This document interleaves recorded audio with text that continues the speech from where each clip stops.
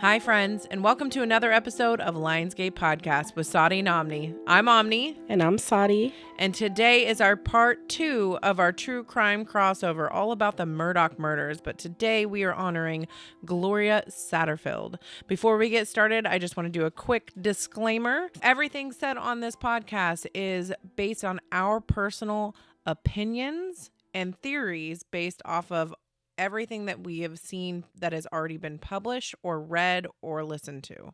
So moving forward, for all of our true crime crossover episodes, we go over what happened in the case, what our theories are, and then at the end, we do a channeling, and Sahdi channels the spirit of the person that crossed over to get their side of it. So hopefully at the end of this, after going through Gloria Satterfield's case, we'll be able to talk to her and see what happened from her perspective or what messages she has for us. Just to do a quick preview of who the Murdaugh family is, so you know who we're talking about as we go through this story. The Murdaughs were a prominent family in South Carolina. Alec Murdaugh's family, including his great-grandfather down to his father, served as a solicitor on the 14th Judicial Circuit from 1920 to 2006. It's very connected to law enforcement. It's considered one of the most powerful positions in South Carolina's justice system. Alec Murdaugh was a part of his law firm that his family founded, and he was a part of it as a lawyer. And they specialize in personal injuries. So there's Alec Murdaugh, and then Alec's wife, which was Maggie Murdaugh.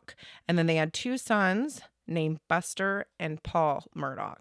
And then Alec's brother, Randy Murdaugh. Gloria Satterfield worked for the Murdaugh family. One of her roles was a housekeeper, and a lot of the news articles basically gives her that title, but that's almost insulting for how much she did. Yeah, she worked for them for over 20 years. And even though she had two sons of her own, she also considered Paul and Buster, who's Maggie and Alex's sons, her own children as well. Because she was there, she took care of them. She went on family trips with them and vacationed with them and everything. So she was very much a part of the family. And even in her obituary, it mentioned all of her family that she left behind and the Murdaughs that she considered family was in her obituary. So that's how close-knit she felt to the family. Yeah, and according to Paul's girlfriend at the time and friends, he looked at Gloria as a mother figure. So it wasn't just how she felt about the family. It's how at least Paul thought of her in return. Yeah, and I heard that he didn't carry pictures of anybody else in his wallet, but he had a picture of Gloria, and he carried that around in his wallet. Oh, I forgot about that. And I mean, if you think about it, you're from a very prestigious family. You know, when you're in a family like that, the mom has her role, and she's out doing rich girl shit. I don't know how to put that. You know, the mom is in a different mentality level when you come from that much money. And she wasn't really hands-on from what I've heard about Maggie. She wasn't very cuddly and loving in certain ways when it came to the boys. So she left a lot of that up to Gloria, kind of be the nanny / mom. Yeah. And I'm not sure if it was like that with Buster or not, but I would imagine so. But from what everybody says, she was really close with Paul. Yeah. So that just kind of gives everybody an overview of what the relationship was between Gloria and the Murdaughs. Yeah. She wasn't just a housekeeper. She was a part of the family. Yeah. And I remember hearing an interview that one of the attorneys did. I can't remember who he is off the top of my head, but he said that Gloria had even come and helped his wife when she had her baby years ago. Yeah. Oh. So not only did she take care of the Murdaughs, she was also ready and available to go help any of their friends or their family members with whatever they needed. And she did a lot of work with Alex's mom and dad as well. There's a lot of trust built into that. Yeah, so she wasn't just a housekeeper. She was a nanny. She was, you know, she felt very much a part of the family. A nana. Yeah, big time. So now we can get to what happened. What happened to Gloria. Maggie and Paul were asleep in the house. And supposedly Maggie heard the dogs barking in an unusual manner. So she jumped up to go see what the dogs were barking at. And that's when she saw Gloria. There was a 911 call February 2nd, 2018 at 9:24 a.m.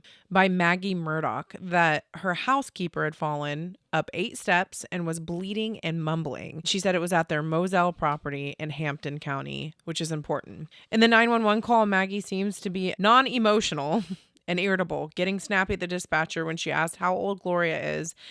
Maggie's like, I don't know. When the dispatcher asked, can you control the bleeding? You can hear in the background say, I didn't even try, which is like crazy to me because if somebody you love, if a Nana is laying there bleeding, wouldn't the first thing you do is to try to control it? Right. So what I heard on the 911 call was Maggie said she fell going up the steps. Yeah. And then she said that she wasn't conscious and her eyes were not open when the dispatcher asked.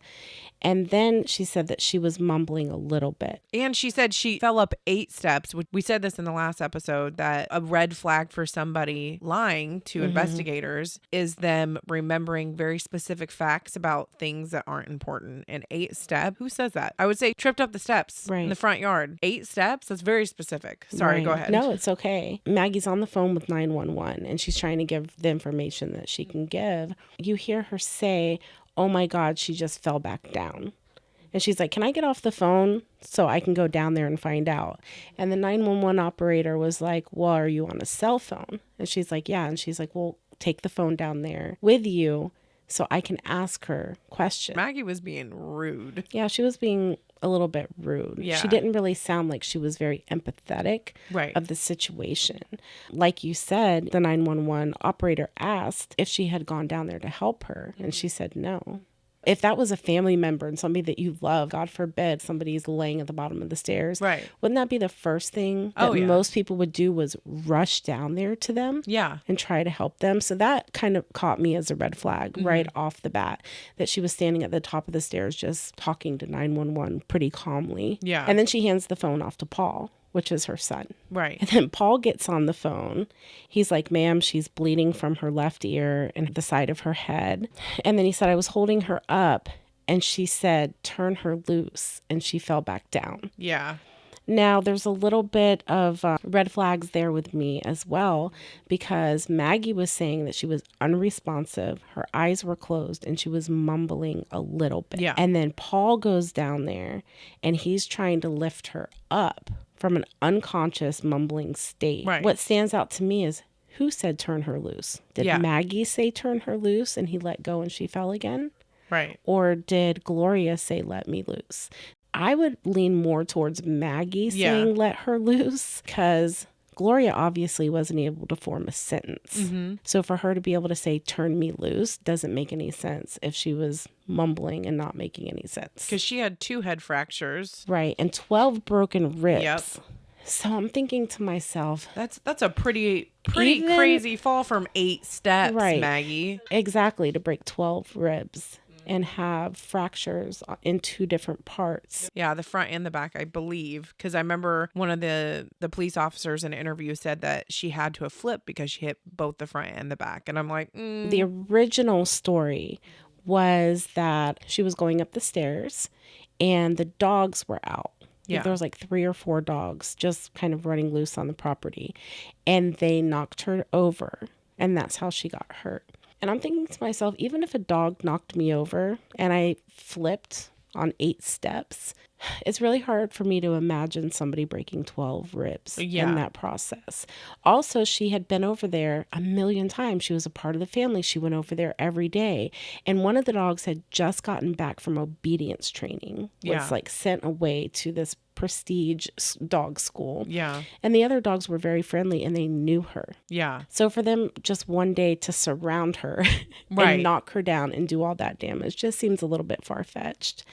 And which we found out later that story wasn't true. Yeah. Alec admitted to making that part of it up. Yeah. And then in the interview, Paul's interview, he said that his dad was there. So it was Paul and Alec. As soon as they sat her up, she started throwing up.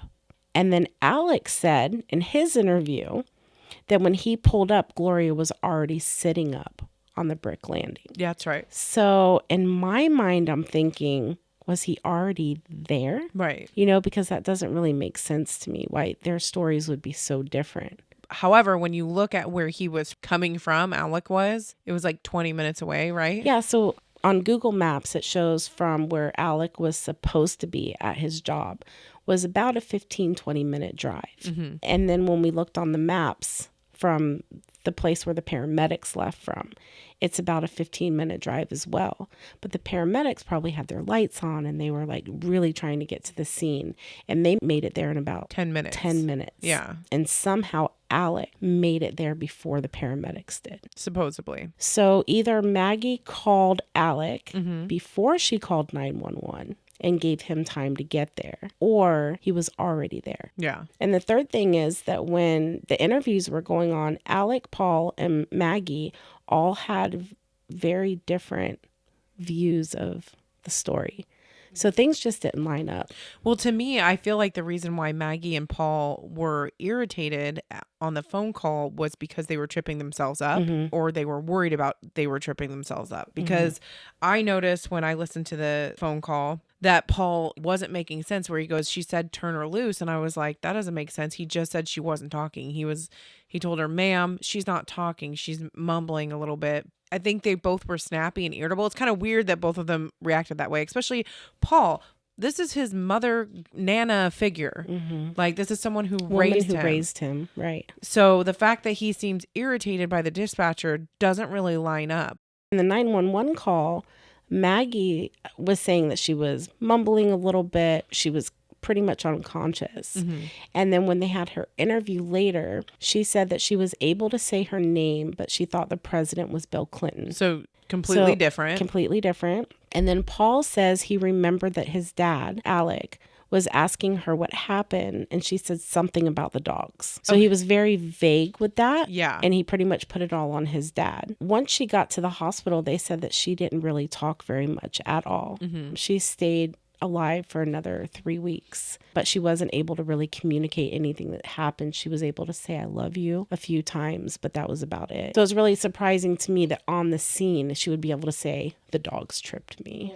And then Alec described her as semi-conscious and sitting, not laying down. Oh, well, yeah. And during the 911 calls, you don't hear Alec in the background at all. Dogs either. Right. But there was a third person. You could hear some mumbling in the background, but it's really hard to make out who that was. And there was a groundsman named Ronnie Freeman, and he was working on the property during that time. Yeah. And he said that he saw Gloria walk up like she always does. She had a McDonald's cup in one hand and she had her purse in the other one. That was like around 8:30 in the morning. And that part doesn't really make sense to me either, because the 911 call came in at 9:24. Yeah. So if Gloria was walking up an hour beforehand? An hour before the 911 call. What happened in that hour? Exactly. That the groundsman said that he saw her come in like she usually does, 8:30 in the morning. Right. And that's weird. If she's walking up the steps to go in, like an hour, she's walking back down. Like, I'd like to see if there was any pictures on the scene. Did her cup go flying? Yeah. Was her purse out there? Because it makes me feel like she might have gone into the house. But that's the other thing. If Maggie didn't see her fall, then why did she say on the 911 call that she fell up the 8 steps? How do you know she fell up the 8 steps? It's kind of a weird thing to say, right? Right. Later on, actually, that groundskeeper, Ronnie Freeman, was in an interview to do with Stephen Smith's murder, who we talked about in our last episode. And he ended up talking about Gloria Satterfield and how Alec wasn't there when the investigators like, well, they said that, Alec was there. And he's like, nope, that's a lie. He was not there. And he goes, well, Maggie and Paul said that he was. And the groundskeeper says, Maggie and Paul do what they're told. And I think that's very telling. Yeah, when he was talking, what exactly did he say in the interview? He said, when EMTs arrived and it's you, Paul, and Maggie, ? Peterson asked Freeman. Investigative reporter says Alec talked to Gloria, that she said that the dog tripped her. That's not true, Freeman said. He wasn't there. So you're saying that Alec is still not there when the EMT leaves? Peterson asked. Correct, Freeman responded. If what Freeman says is true, both Maggie and Paul Murdaugh lied to investigators about Alec being present at the scene. Maggie and Paul did what Alec told them to do. A source close to the family told them. That's how all this works, right? Which is so telling. And then Maggie calls me within 15 minutes later. I asked her what the hell had happened. and she was hysterical. Ronnie, you got to get up here. Gloria fell. There's blood everywhere. Upon arriving on the scene, Freeman observed Satterfield with her feet laying on the stairs and her head on the brick landing. Her feet were about her head, he told Peterson. We needed to at least get her body horizontal. So Paul, grabs her legs. I grab both of her shoulders to get her horizontal. And it's just curious because the timelines don't seem to be matching up at all. It seems like she called the groundsman before she called 911. Yeah, and it's weird because he says Paul and Maggie do what they're told. That's how this works.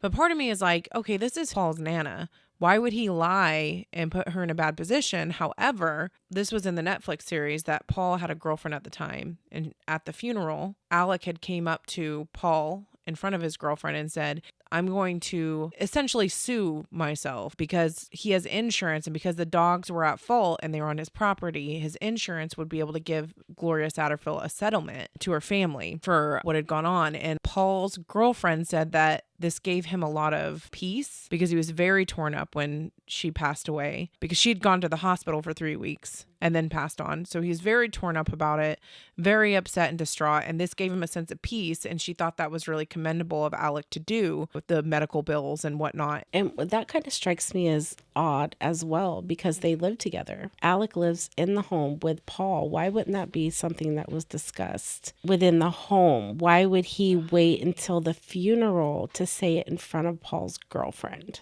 I didn't think about that. That just seems orchestrated to me as well. Yeah, it does. And, I didn't even think about that, but I thought, okay, so if Paul's going to lie, why would Paul lie? This is his Nana, whatever. But if Alec had said, hey, if the dogs were involved, we can get her family a settlement, and this was hatched right away, then Paul, I'm sure he would be like, yeah, I'll lie so her family can get some money. Yeah, exactly. It's really peculiar as well that a month previous to Gloria's trip and fall, Alec had taken out a $400 million insurance policy for accidental injuries on his property. I didn't know that.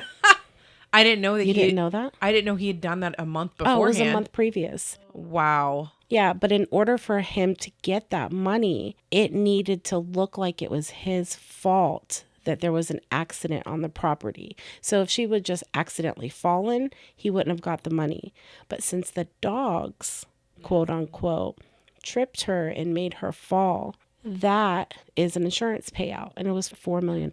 The other part, I have a couple notes on the accident and how peculiar the behavior was from Paul and Maggie, which, I mean, granted, everybody grieves differently and everybody responds differently in different situations, but given the facts, you can speculate and dissect how they're acting, I feel.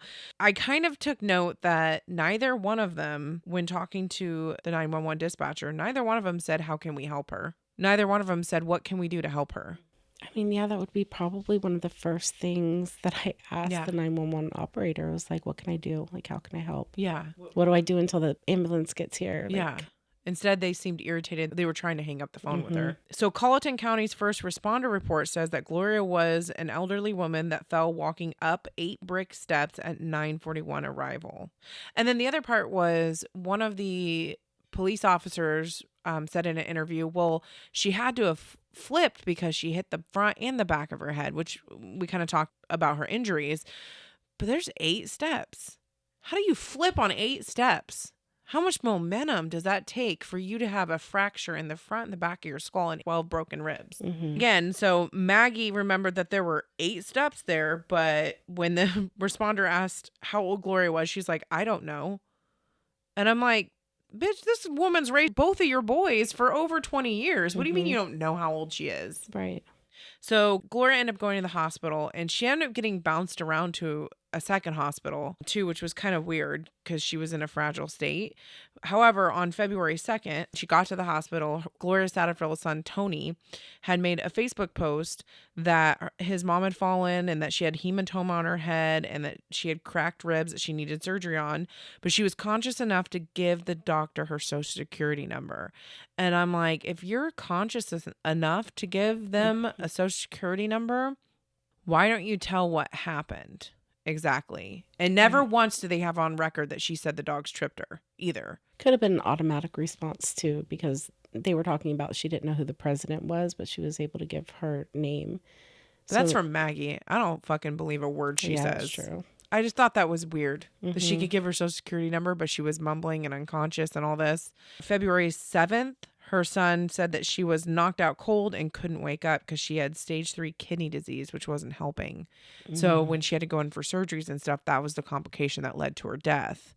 So when she couldn't talk after that, but the first day she came in, when she was mumbling and could hardly talk and all that, she gave her social security number.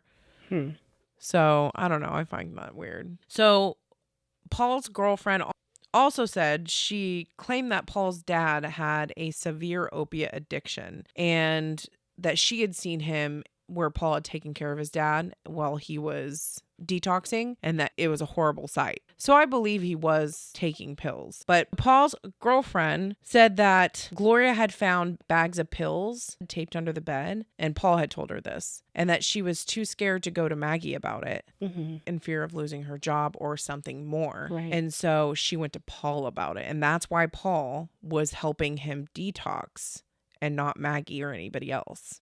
Why is she scared of Maggie? I mean, there's rumors. Yeah. That Maggie might not have been too nice to her. Yeah. Or kind of just looked at her as paid help. Yeah. She's not part of the family. She's not loved. You know, she's just there to get whatever she can out of her for the $10 an hour or whatever that she paid her. Yeah. And I'm not sure if that's the exact amount, but that was what I read in an article, that she was only paid $10 an hour. The woman who's taking care of your kids for you. That's gross. Right. So the paperwork was all kinds of messed up for this too. It's kind of mind-blowing. So Gloria's paperwork stated that the accident took place at a different Murdaugh house, which was weird because you can hear in the 911 call that Maggie says Moselle. It is their Moselle property. She says the address, but the paperwork said it was at a different Murdaugh property, which was in a different county. So it caused confusion with the coroners and stuff. So on the death certificate, it said that the cause of death was natural, which was not the case either which way. Whether she tripped on the stairs or whether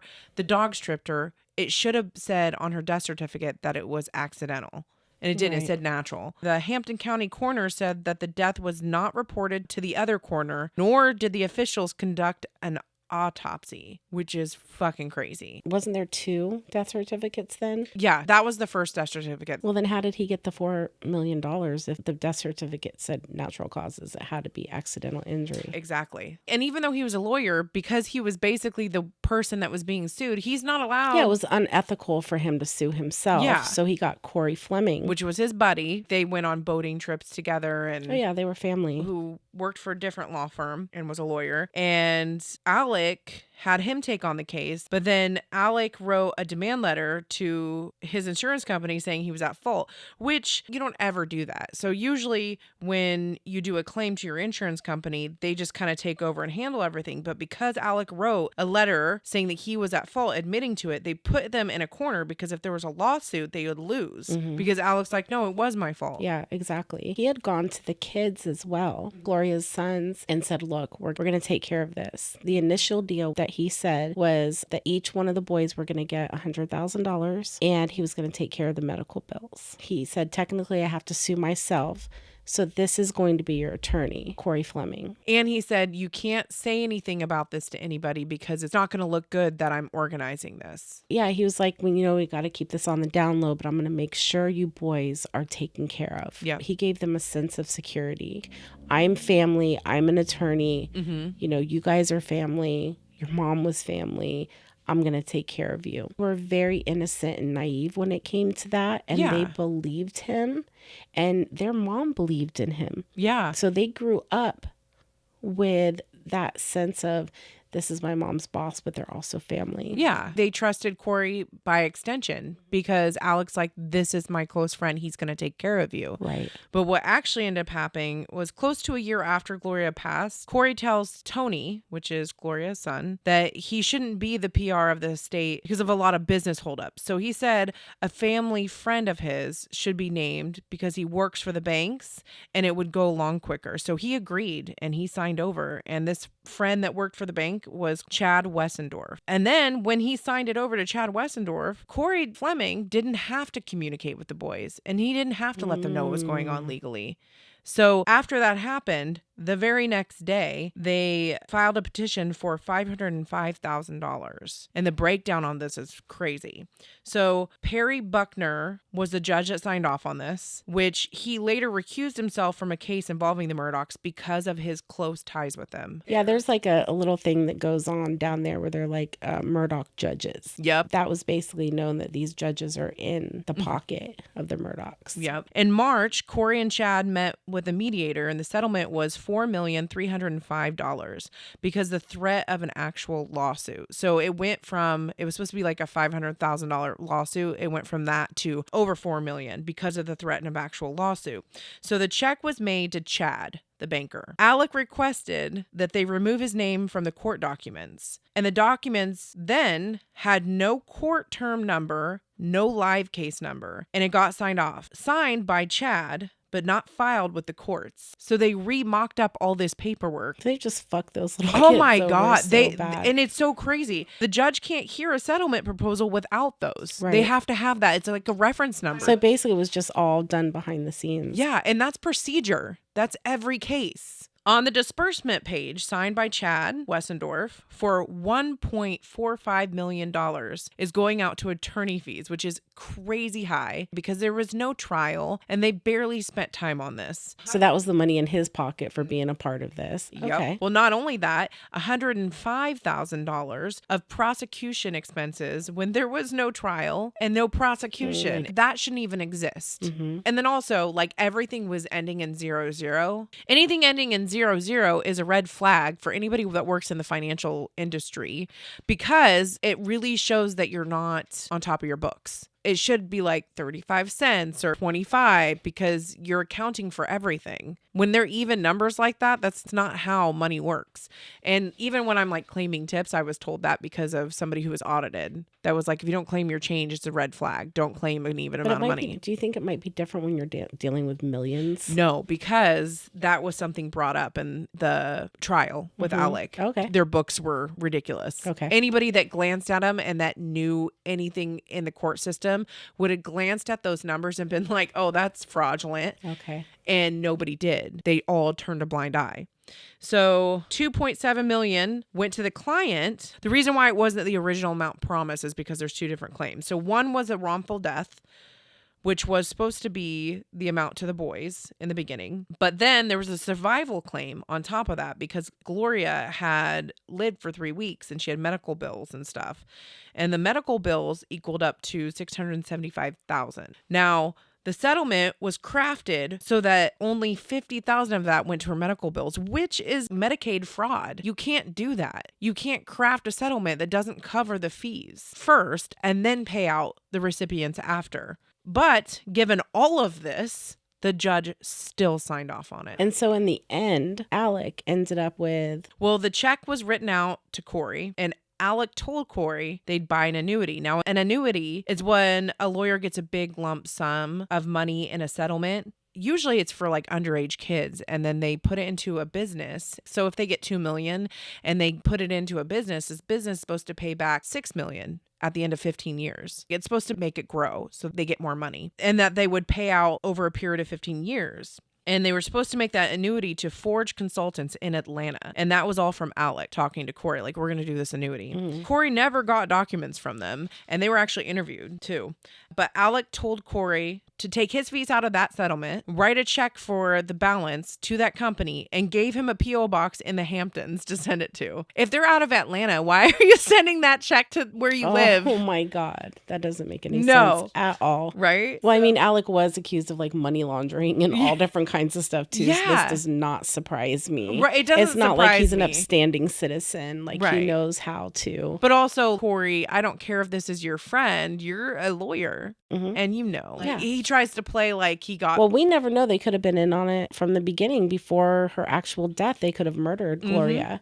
And had all this planned out before her accident even occurred. I look at this more of like a murder than I do as a slip and fall. accident. I do too. You know, and what's really sad is those boys never saw a penny. They were promised $100,000 a piece. So there's 0 documents with this company's name on it, which the documents need to have the name on it for the structure for the court to approve it, and it didn't. Again, blind eyes. The check was made out for Forge, not the full name, just Forge.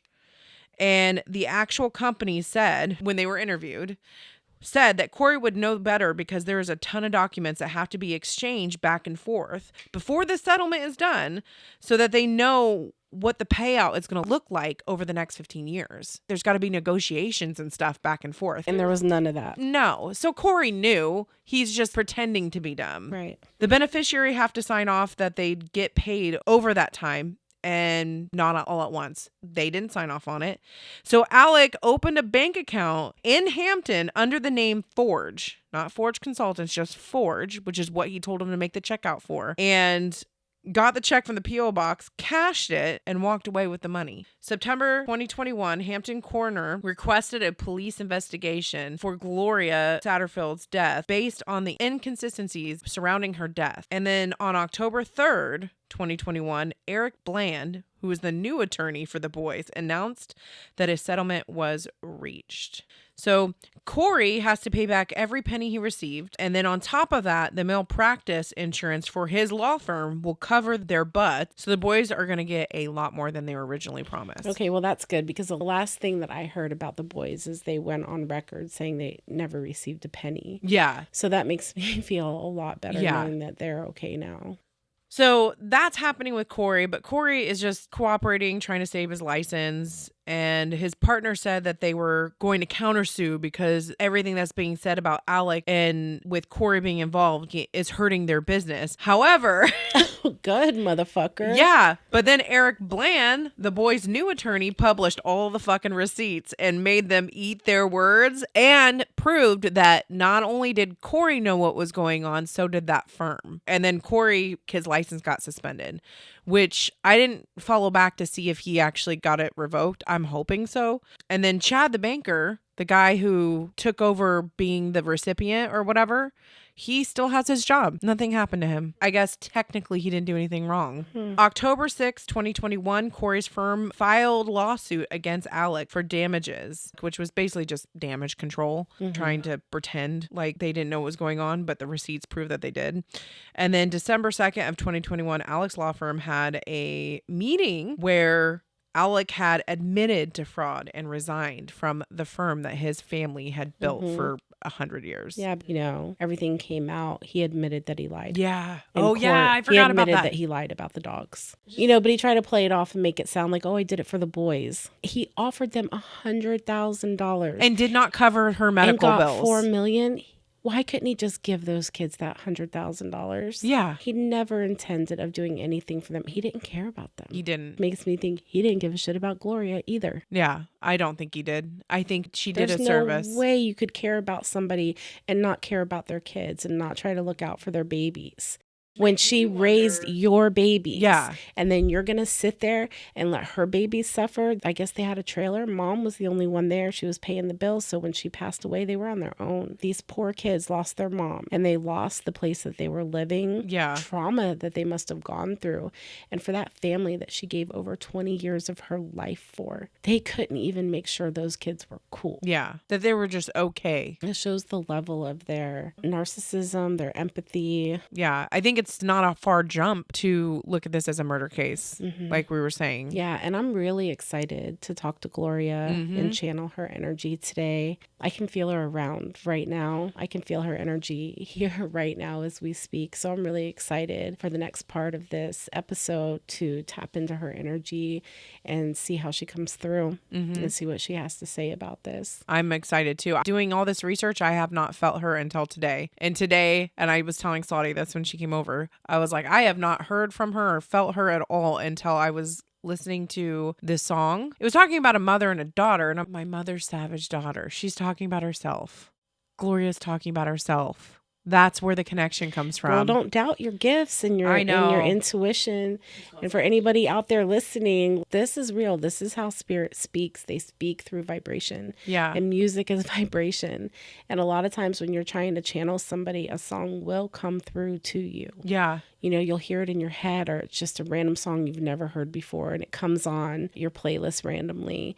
Or a song that you've heard a million times, and all of a sudden you're like, whoa, I've never really listened to the words on this, or I haven't felt it this way before.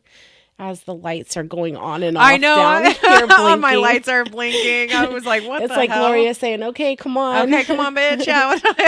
Right. Okay, it was right before Sahdi came over, and I did my ritual that I do before we do episodes. Mm-hmm. And I was listening to a playlist, and Savage Daughter came on, and I just had the revelation that what she was talking about, because I was like, well, she doesn't have daughters, but she has 2 sons. And I just heard her in my head being like, my sons are savage. Mm-hmm. They are savage. They don't know who they're messing with. My kids are not some stupid broke little boys. Mm-hmm. They are smart.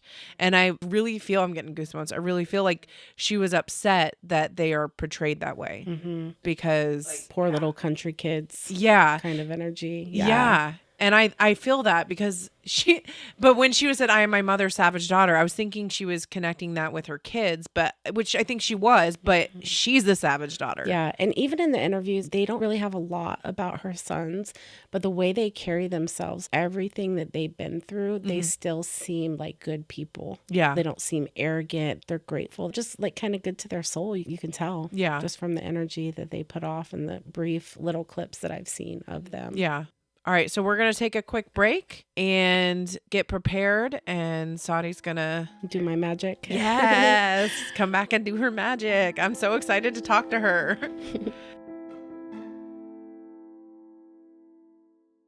Okay, so Gloria definitely showed up. She's here with me right now. She's coming through with a huge family. So I'm kind of just saying hello to everybody. Gloria is holding hands with her husband. She says he's been with her since day one. He was there to greet her before she even passed. She was able to connect with him again. So I'm also getting 2 brothers.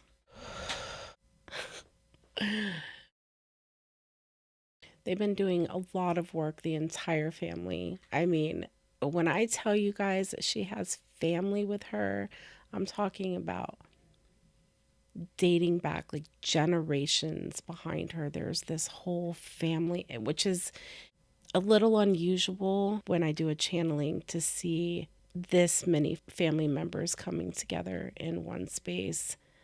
I'm seeing, they're giving me like nicknames or initials. I'm seeing uncles, I'm seeing aunts, I'm seeing parents, I'm seeing grandparents.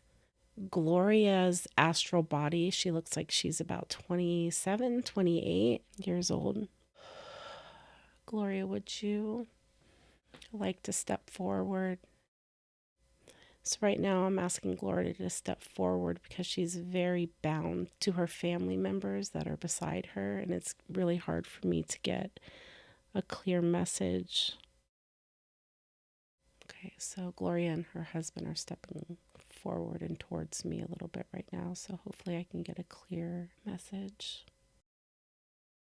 So do you have any questions that you want to ask? I didn't even think about that. I want to bring you in here with me. Right now, I was just like asking the relationship between her and the family. Gloria, if you would like to let me know or give me any messages that can give me clarity on the relationship that you had with the Murdaugh family. Okay, she's telling me that she gave her heart and soul to that family. She said that she loved them very much. She said that she started feeling... Okay, so her and Maggie never treated her with very much respect from what she said. Yeah, and her husband's nodding his head yes. He says that she used to come home from work and just be so tired and tell him mean things that Maggie had done to her and said to her that made her feel bad. And sometimes she would cry. Now, the closeness between, and I'm not sure what their relationship was like when he was alive, but their relationship now is very close. They're holding hands and she's leaning her head on his shoulder as he's speaking. Her husband. Her husband. He said, he's saying that, you know, he's much kinder to her in the spirit realm than he was here. He's like, she doesn't have competition with, like, I don't know, like, I feel like it's like sports or NASCAR or something like that. He's showing me like he would be glued to the TV with a beer in his hand. And, you know, she'd be in the kitchen cooking or taking care of the kids, and he was just kind of like couch potato. Yeah.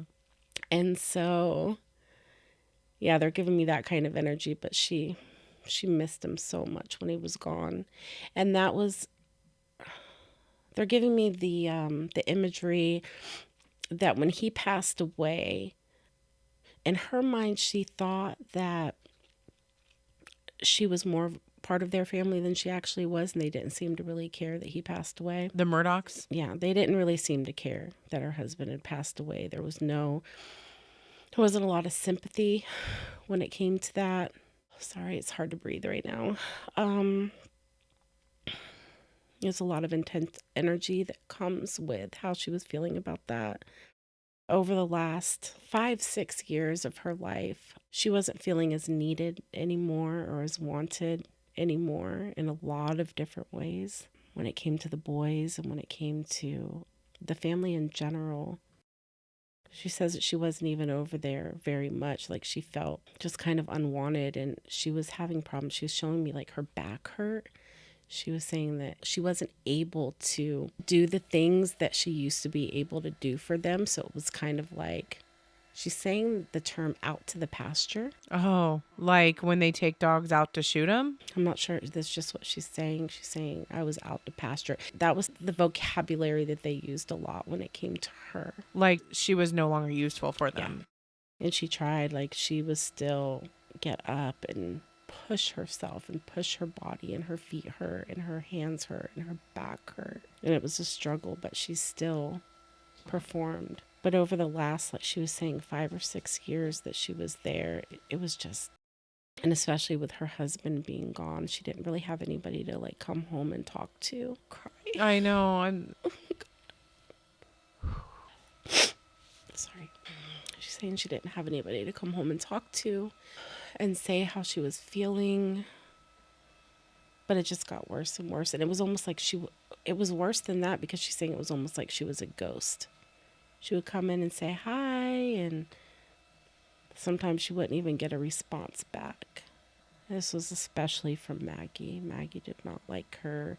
Almost like she felt like she made Maggie sick. Like Maggie would almost look at her like, you make me sick. She didn't say it, but she felt it. I just have this huge lump in my throat and in my chest. It's so heavy. I couldn't imagine that from there's toxic bosses, but this is, you raised this woman's children for her. They're having a moment right now. He's saying he's sorry for leaving her so early. He's just hugging her tight right now. Okay, so I'm asking her if Alec planned this, if she was murdered, and she says, yes, she was murdered. She said she did not in a million years expect that. Now, she's saying that she thought she was going to get fired, and she was really scared about that. There was a lot of like nervous energy, that she thought that she wasn't useful to them anymore, and that she was going to be fired at some point. Did Maggie murder her?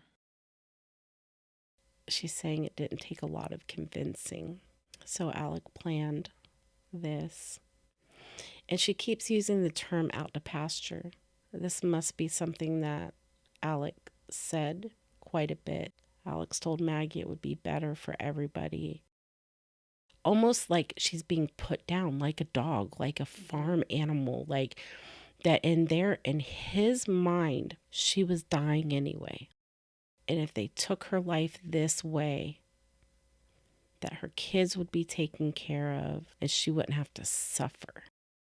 And she's giving me the imagery of like how you would treat a dog that you've had for 16 years and they were on their last legs, and you're just like, let's just put them down so they don't have to suffer for the next 6 months or 8 months or whatever the case may be. When you said that, that's what I instantly thought of, was putting a dog down. She's saying it didn't take a lot of, oh God, oh my God, I'm so sorry. Paul knew too that all three of them were in on it. I'm sorry, I was not expecting that. How he explained it to Maggie and Alec both came to Paul and let them know that she was not going to make it over the next couple years, that she was going to succumb to an illness. It was going to be a painful death for her. And it really, Paul did not want to be a part of that. He didn't want it at all. He actually knew that it was happening. He was not asleep. She said that Paul hid downstairs and cried while it was happening. I'm sorry, I just need a second. God, she's such a sweet woman. She said she doesn't blame him. She doesn't. She said that she understands. It was his, the way that they put it to him and the way that they worded it, he didn't have a choice. She's pulling her energy back a little bit right now. I know this is really hard. Just trying to see if I could ask her. She's saying that that it didn't go as planned. It was Alec, and that's why she had a fracture in the front. He said that he viciously, and in his mind, he thought that it was going to be quick. When he wasn't there, was he changing his clothes? She doesn't know about that. She couldn't believe it. It was all Alec that actually murdered her. And Maggie and Paul did what they were told to do. They are, what I'm getting from that, she's pulling her energy back right now. Thank you, Gloria. If you could see what I'm seeing, it's like her husband is holding her hand and they're kind of like backing back up into this unbelievably enormous tribe of family.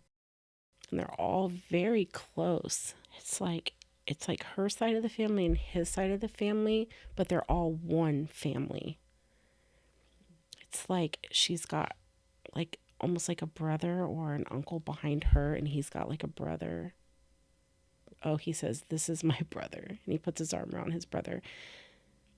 It's almost like if we had more time and this was a different episode, or if I was doing a reading for the family or something like that, I feel like the rest of the family has a lot to say. Yeah. Yeah, they would all kind of like come through and talk to me. It's almost like, you go to like a family reunion or something like that. And they're all like, "Hey, I'm so-and-so. I'm hearing JC and TJ." I'm not sure. But the initials, and it's kind of cute how I'm not sure how that's connected. But we've definitely got her mother is with her. There's definitely another female. I don't know if it's her sister. Very sister-like energy right beside her as well. Does she have a message she wants to give to her boys? Yeah, she says that, and they know it. Her boys feel her and her husband all the time. That they're always with them. And they're always looking out for them. They have the whole family behind them, that they're not alone. And they never have been. She tells them to keep their faith. Oh, God. Okay. Her only regret, she's saying that her only regret with the boys is that she worked so hard that she didn't really have the energy. It's almost like this feeling of, she gave the other boys the energy that she should have been giving her own. Because she was tired. She'd get home and she would want to lay down. She didn't really have the energy to like run around and do all things. She was getting paid to do that over there. So that was her job, and she had to do these things with the boys. And then she would come home with her own boys and just be almost too tired and exhausted to really put forth the energy that she wishes she could have put forth with them. So if there was a message, it would be like, I'm sorry, babies, but I love you. It's an enormous amount of family. I'm kind of shocked. Yeah. That they're all still so close-knit and still so close together. I'm just thanking Gloria and thanking her husband and the whole rest of the family, everybody, all y'all. Thank you for coming through. Whoa. Okay. Just opened my eyes and came back to reality. Yeah. See, I burned too much ancestor money. I brought all the ancestors back. Oh my gosh. I don't think I've ever seen that many of them before. I'm crying. I'm like wiping my tears away. That was really intense. Yeah. It just seemed like both sides of the family, and they didn't have any problems with each other either. It was just, they were all there for her to come through. Oh, I got chills. Yeah. I was like, ooh. I didn't need this pendulum. I've been holding it for dear life, though. I know. Before this, she was asking, show me what yes is with the pendulum. Yeah, whenever I tap into, all the spirits are unique. So sometimes a yes can look different with one spirit to another. So I always start off asking, show me yes, show me no, and show me how you do it. And then show me, I'm not willing to answer that question. And I was holding it and I was like, can you, if you're here, can you show me yes?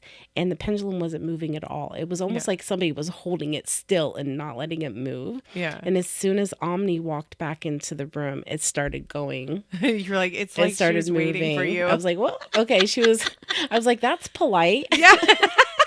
Gloria's waiting for Omni to come into the room, and it just felt like she swung it as soon as you stepped into the room. So I was like, really cool. Yeah. She's like, that's weird. I was like, what? Coming from you, what is weird? Yeah. But I did feel her. I connected with her on her motherly, not instincts, but. Yeah, I don't know who everybody was, but I feel like if this was a different type of reading, I think a lot of them wanted to come through. I could definitely feel like either uncles or brothers coming from both sides of her and her husband, very close. Right. And then I was feeling like the grandmother, like these women passed down, like that were still there too. My mother's savage daughter. Yeah. That's crazy. Definitely. When you did a reading for me and you had all your decks out and stuff, I had people step forward and you talked to them and whatnot, family members. Yeah, I was kind of confused at first because they all came through and they started throwing their names in there and they're talking and it was like, oh, wait a minute. I was like, hold up. I wasn't ready for that. And it's just, they just kept coming and coming and coming and like moving closer and closer. And so at some point I had to I'm going to have to play that back. I don't even remember everything that just happened. Yeah. I was in such of a trance. I don't really know, but there was a few times when I felt such heaviness and she was letting me feel how she felt in certain things because I can get the voices and I can get the clarity, but also I'm energetically really connected to them and my feelings will switch before they'll even give me the message. So it feels like sometimes with her, it would be very light. And then all of a sudden I would feel this heavy pressure going like my throat and my chest. And I would just feel very warm and weighted down. And then she would send a message of something that was really heavy. There were so many times during this where I felt like I was going to start sweating. Like my energy got really hot. Freezing at and first. And now I'm freezing again. Yeah. We were talking about how cold. Shaky. Yeah. That was a lot. I'm really impressed with the clarity that she came through with as well. I'm always a little nervous when I start because sometimes when I'm doing readings, it's not just a light switch I can turn on and be like, okay, give me Gloria. Sometimes their spirit doesn't come through for one reason or another. And she definitely did. Yeah. And I thought it was cool the way he came through too, because he wanted to talk. I don't know if he was a very talkative person when he was here, but he was right there beside her. And, I was like, I don't know how they were, before. And he was like, well, I was kind of a couch potato. And he's like, I'm giving her now what she deserved then. So all of his attention is on her right now. And they're very much in love in the astral realm. They're very cuddly, very holding hands. That's beautiful. Yeah. But I was just like watching him watch TV, and for some reason I could almost see it. I wanted to say sports at first, but then I could kind of see like cars racing around. So I'm like, NASCAR? Yeah. I don't know. But I just got like a brief image of that, him kind of like with a beer in his hand and watching TV while she was like running around taking care of the kids and like cooking and coming off of work and stuff like that. So he's realizing that now and making up for it in the astral realm. And they seem very happy. That's amazing that she's got all that family. I just keep seeing blinking lights. I'm sorry, like out of the corner of my eye. Do you have lights in your room that blink? I think I'm still still there a little like halfway. Yeah. Still in the channeling. Okay, well, that wraps up this episode. Yeah, for sure. All right. Thank you guys for listening. Yes. Hit that subscribe button. The next episode, we're going to be going over the boat crash and Mallory Beach's murder in part 3 of the Murdaugh Murders true crime crossover.